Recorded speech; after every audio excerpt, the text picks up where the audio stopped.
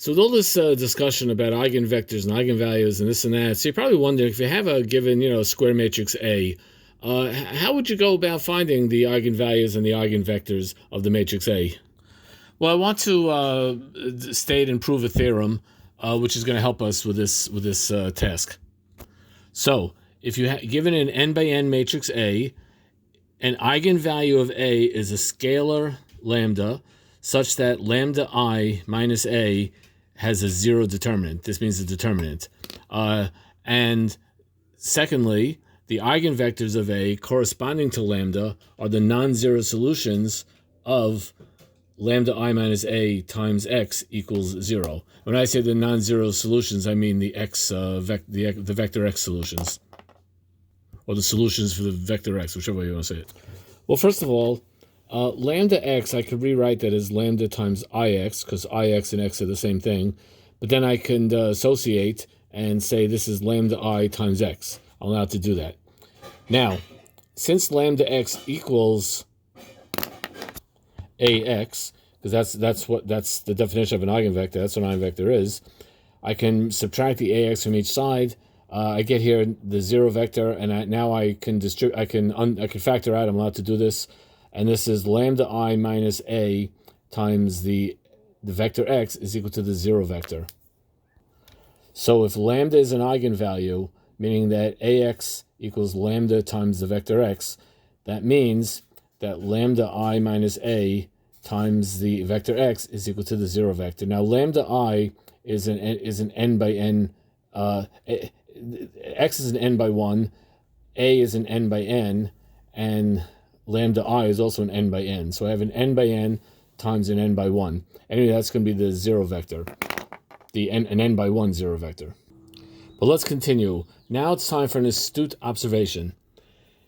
If this is true, so if lambda I minus a is invertible, meaning this guy right here, if that's invertible, then I can multiply both sides by the inverse, and I wind up getting x equals the zero vector. But x equals the zero vector doesn't help me, because eigenvectors can't be the zero. The zero vector cannot be an eigenvector.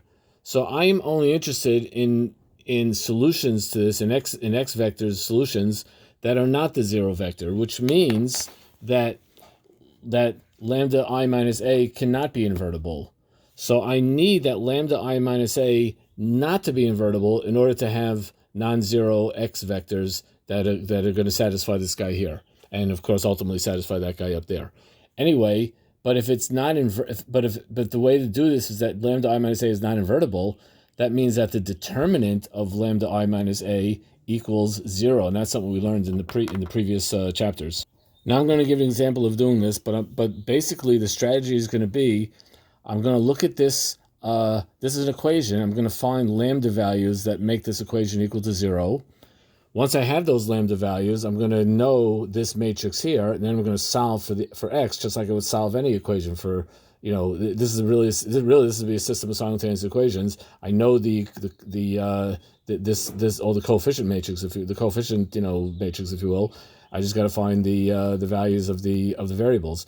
So step 1 is going to be to find the lambdas that make this true, and then step 2 is going to find the x values that make this part true. Once I know the lambda values, it all makes more sense with an example. So let's look at an example here.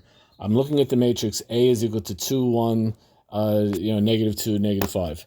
So I want to find the eigenvalues and the corresponding eigenvectors. So first I find the eigenvalues.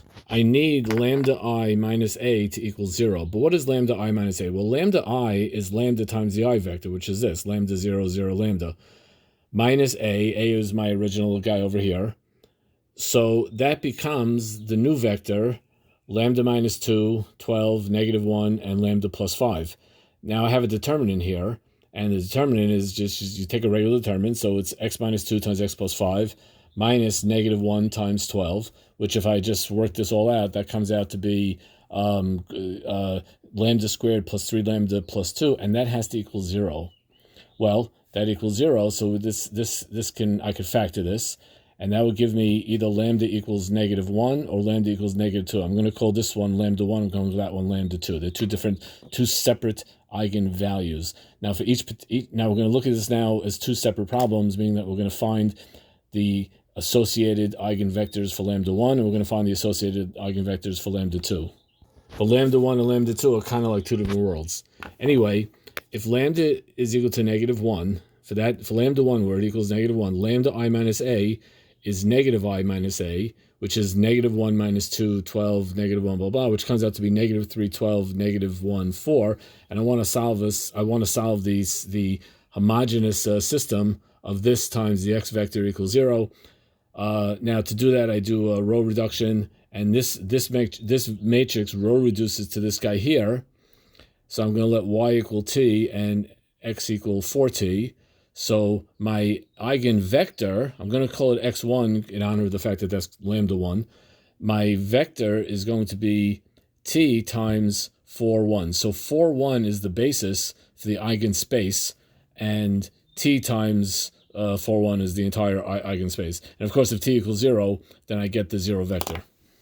Now, in the case when for the other lambda value, lambda 2 equals -2, then I put in -2 times I minus a, and that's -2 minus 2, 12, 1, -2 plus 5. And that becomes -4, 12, which row reduces to 1, -3, 0, 0. And that gives me, I let y equal t, and which means x becomes 3t.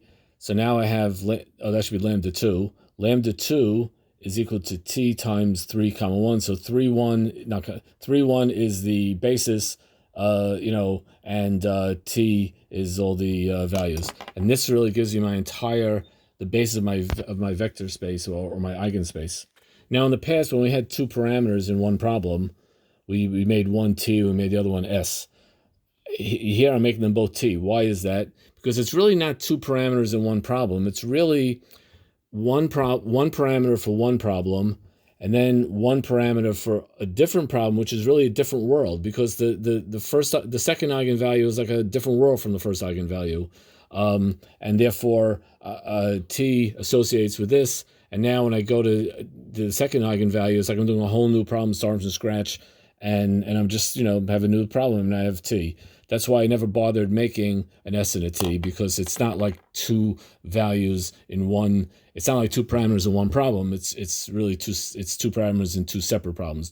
One parameter each in two separate problems. And that, my friends, is that. I'm going to zoom out a little bit. Maybe you can get everything in one shot. I hope that helps you.